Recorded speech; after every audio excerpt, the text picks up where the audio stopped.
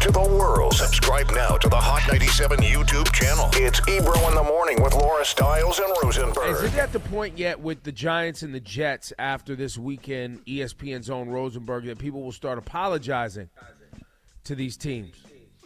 I don't know if we need a full-on apology yet, but I think you can appreciate a couple of great performances. I mean, listen, Zach Wilson came back. They got a win. Daniel Jones in the Giants game gets beat up. They find a way. Saquon was amazing. You got to feel pretty good right now if you're a New York football fan. People owe Saquon Barkley an apology, for Why? sure. People was doubting the kid. Like, yo, man, he was on – the team's been terrible. Of course, as a running back, they put all the weight on this guy. His knee goes left. You know what I'm saying? He goes out. He built it back up. They was ready to write this guy off. Well, I the only reason I'm going to disagree with you, and I'm the biggest Saquon guy there is, I'm just saying I don't think it's that people thought he didn't know how to play. I just think they doubted that he could be healthy. I think that happened. So you could own up. I don't think anyone thought he wasn't awesome. But, man, I don't know if they knew he'd be this good. All right, well, you're dodging congrats on those. But how about the Metsing? Well, don't worry. Zone Rosenberg. Do the Mets deserve a congratulations? You played yourself, getting swept by the Braves. Yes.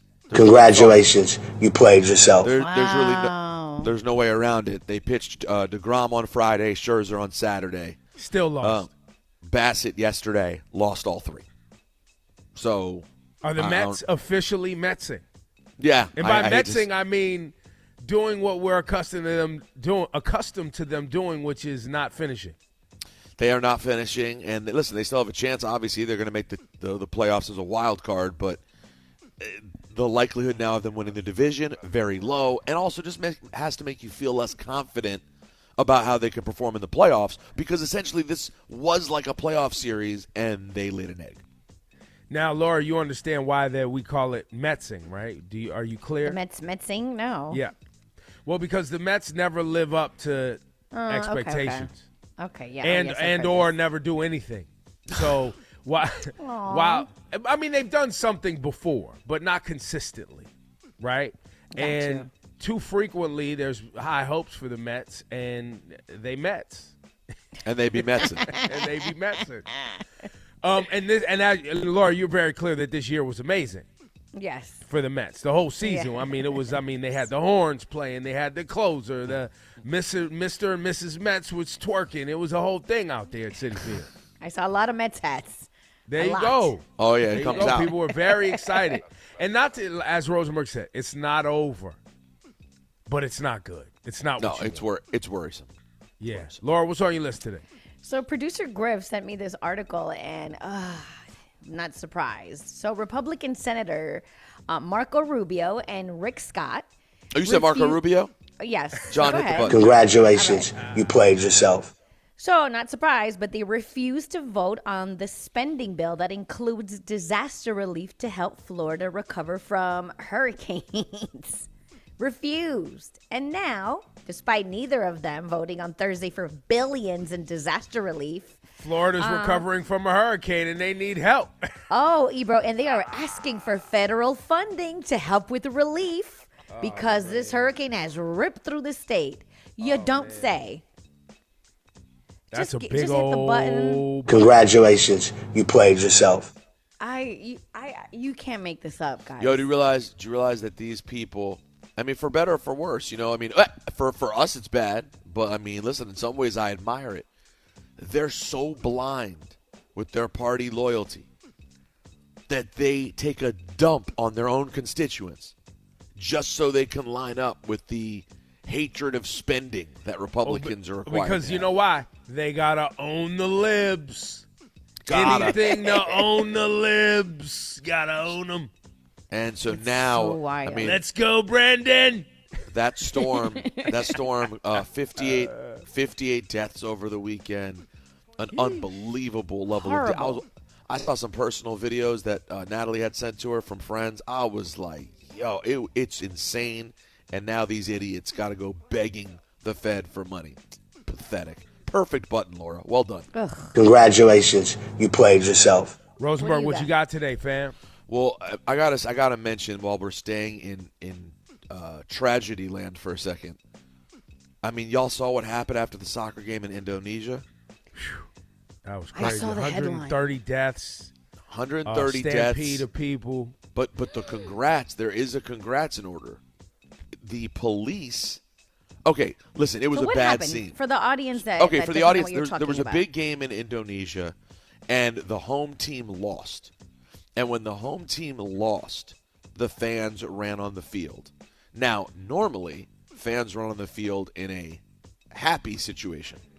So I understand this being a little bit on edge or worrisome that people were running on the field. But basically, the second people started running on the field, the cops just started indiscriminately shooting off tear gas grenades. And beating people, they found. Yeah, put a beating video. people too. Chasing people, beating them, and shooting off this tear gas. And the tear gas wasn't just on the tear gas was all over the field, and they're shooting it up into the stands. These are people up in the stands. They're not even on the field.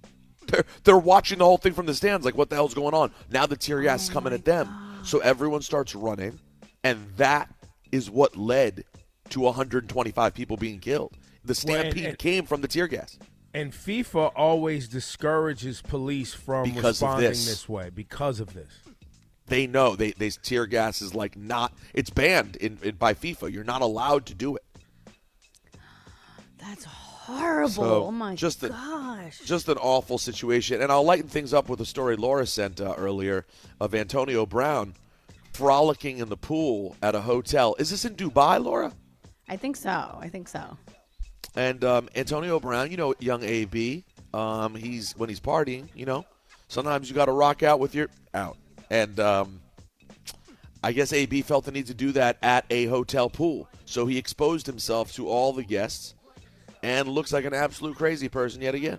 Yeah, but there was one specific woman that he basically put his butt crack in her face. He did that too. Yeah. Now, in the TMZ article, it says that they were kind of like messing around, but then it's like, I don't know. According to the TMZ article, that at a moment, he says that he even like lifts and dunks her, like they were messing around in the pool. I saw that. But then that witnesses afterwards, they were like, he took it a little too far, and afterwards she was just like angry because he wouldn't stop. You know how people just take it too far? That Bruh. according to witness, they said she even went as far as she went to complain about him. But Well- the screenshots of the video, it's like his butt crack all out and then his schlong all out. Like, this It's is foul. insane. And talking about going too far, did you see the picture he posted on TMZ yesterday? Oh my God, No. I didn't. He just randomly decided to post a picture of after the Super Bowl, Giselle hugging him, looking at him like adoringly. And you know he's been beefing with Brady. And you know Brady and Giselle have problems. I didn't know all of this. I didn't know Antonio Brown was beefing with Brady, and I didn't know Brady and his wife had Yes, you had did. We've problems. talked about AB beefing with Brady. That he started talking trash about. Remember, I did on this segment like 6 months ago when he started complaining, like blaming Brady for his lack of play. Yeah, maybe I just didn't give it any. I didn't give it any hard drive memory. You know what I But mean? now once you start pulling out the wife. wives' photos, Oh, he's trolling hard. it's hard. Jeez.